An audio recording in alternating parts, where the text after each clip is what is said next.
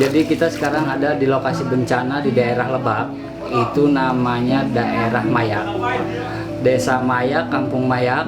Di sini ini posisinya satu kampung terendam air. Kalau kita memang mencari lokasi yang memang tidak masuk mobil, terpilihlah Kampung Mayak ini.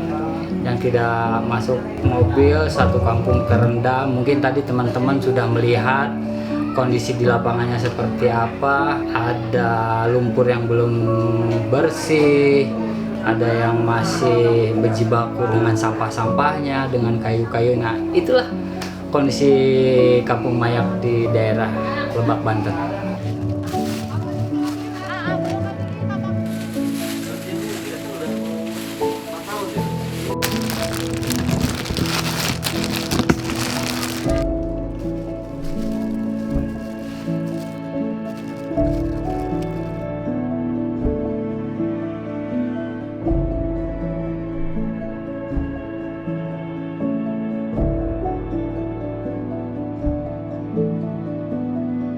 Makasih ya Pak atas bantuannya, kerjasamanya.